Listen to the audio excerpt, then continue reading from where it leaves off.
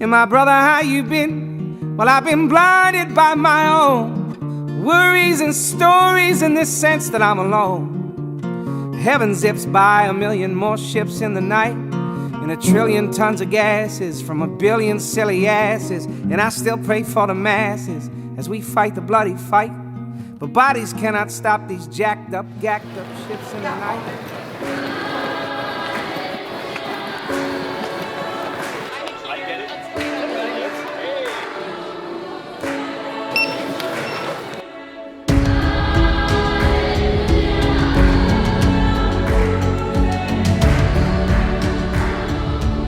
To understand Project Smile and where it came from and why it's still going today, you have to go way back. And so for those that know me and those that maybe don't listen to this, I was very sick growing up and spent lots of time in the hospital by myself. So I struggled not just when I was young, but into my older years in life, dealing with loneliness and depression. And for those that struggle with those emotions, they understand how difficult that is and what a dark place that can be. So you look for ways and tactics to help pull yourself out of that. My parents taught me how to pull myself out of that and gave me tools, and the tool they gave me was involve yourself in other people's lives. Try to put yourself in other people's shoes. Try to see what other people are going through, because when you do that, potentially it can help you get out of your funk. So fast forward to 1999, I get exposed to, it wasn't called Project Smile at the time, I came with another group. And I don't know what exactly I was going through at that time, but it reminded me of my childhood of like, holy shit, this is what perspective means.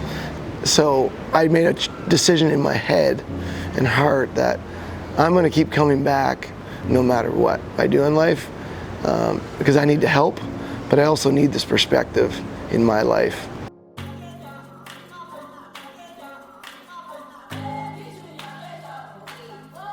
I just see the team smiling.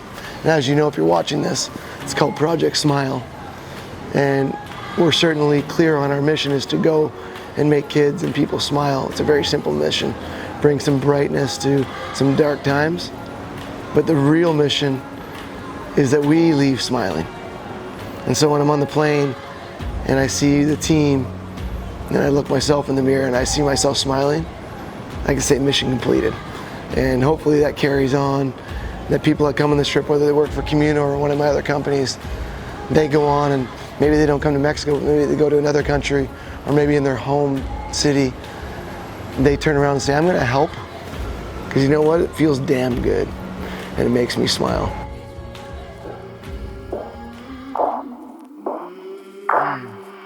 I came from the mud, there's dirt on my hands. Strong like a tree, there's roots where I stand. Oh, I've been running from the law. Hope they won't shoot me down soon.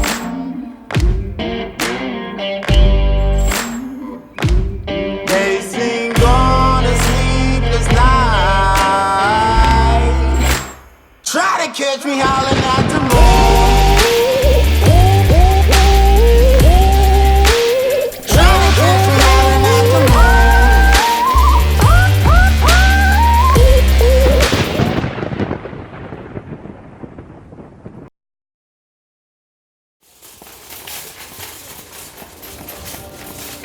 Day 2, Project Smile. Here we go. Today is all about feeding people that need food. Again, very simple, but very useful. We get tons of the staples, rice, oil, things like that.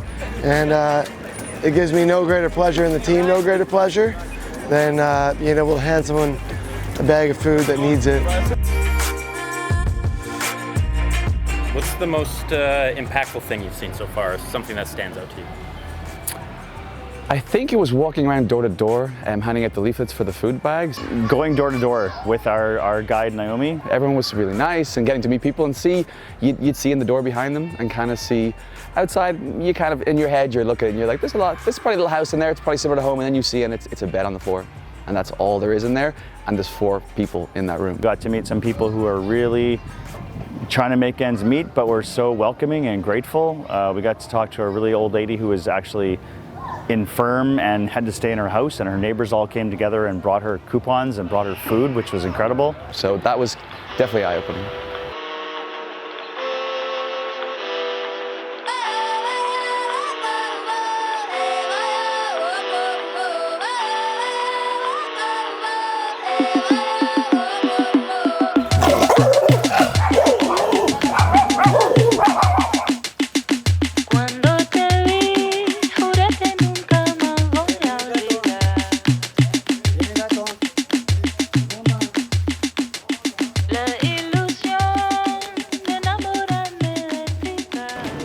What's the feeling do you get coming back each time? Does it feel like you're making a big impact, or do you think you're making lots of small impacts? It's a very good question.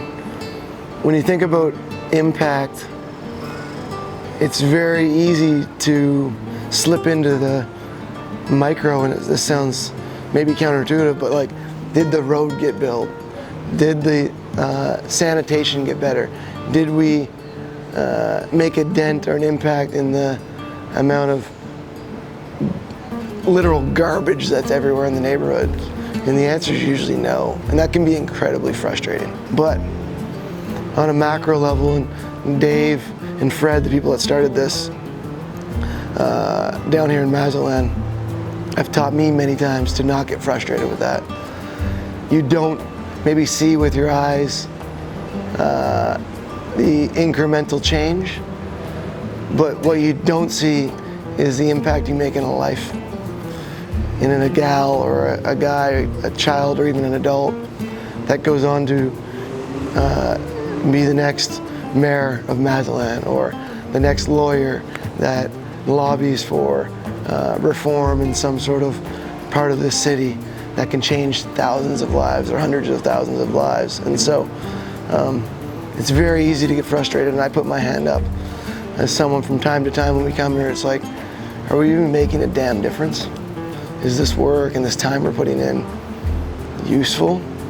It's really easy to flip out a bunch of ideas of what should happen. Well, you also have to maintain that. Long story short, I'm really happy with what we did, because I know that in the long run it makes an impact.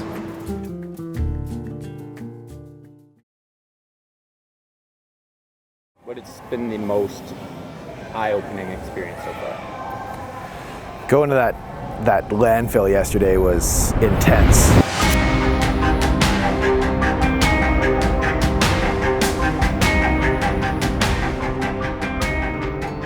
What do you feel when you come? Driving up, and then when we do the service, and then when you leave? Well, literally, you feel a bit nauseous because Yeah. the smell hits you. The smell hits you about a kilometer away. Seeing people living that kind of day-to-day condition, I'm glad we were only there for a couple hours. Imagine that lesson that these kids are growing up with, seeing their parents dig through garbage. So I was filming a garbage truck dumping out hot garbage. These guys are out in the heat all day pulling plastic from hot garbage just to make a few dollars. Excuse my language, but why the f am I complaining about shit? Listen, desperate times call for desperate measures sometimes. And sometimes, as you're watching this video, you'll see people literally combing through the garbage and scrambling to the latest garbage truck that has driven in, because there might be some sort of jewel in there that's someone else's garbage. Can you imagine being pushed to that limit? A lot of us can't. But for some people that we see in these videos here, that's their life. And to have the honor to go give them a cup of cold, clean water, there's literally nothing better. If you're watching this video, you probably are privileged at least enough to have clean water and a house over your head and some internet. But there's people out in this world that don't have that. And if that isn't perspective, I don't know what is. And so to be exposed to that, you kind of feel proud of those people, right? You kind of admire them in a way. That these wonderful, hardworking people are willing to comb through garbage to pay for a bit of food to put on the table. That's pretty inspirational. You don't need to watch another inspirational video today.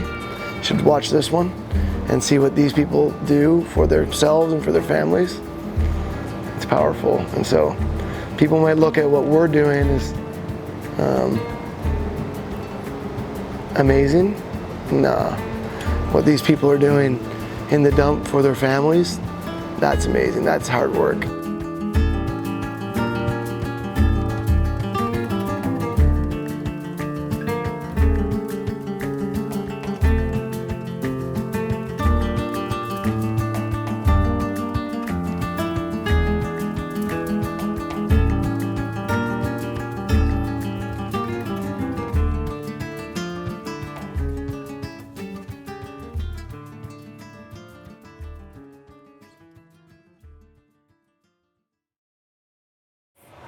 The people here have a lot less than we have at home and are significantly happier. Hold on for one more day. I know it's not all getting better. Brief little moments sure have a way of coming together.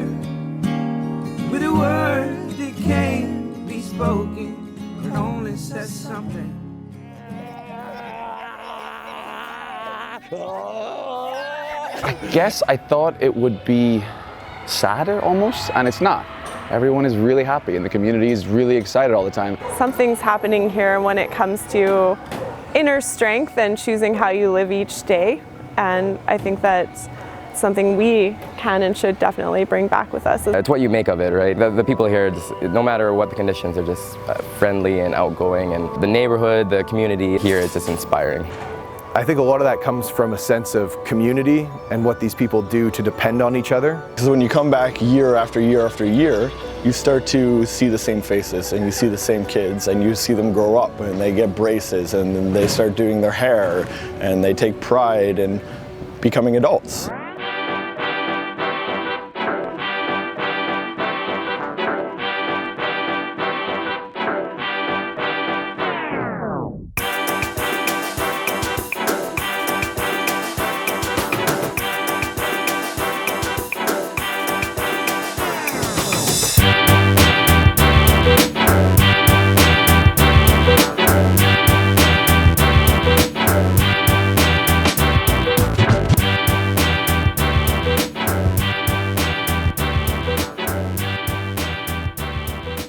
As you know, if you're watching this, it's called Project Smile.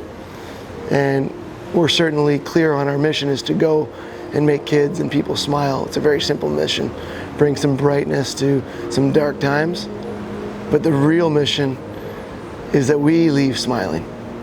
When we go back and I talk to my friends and my family and my colleagues, and they ask, you know, how it was to give back, my first answer is always like, dudette, we got way more out of this trip than we gave. And that is so true. And that is something I feel deeply inside whenever I go back, that I feel this sense of gratitude that the people of Mazatlan gave me so much. And for that, I'm eternally grateful. Ships in the night, are we? Miss each other entirely. Ships in the night, are we? Someone shine your light on me. Someone shine your light on me.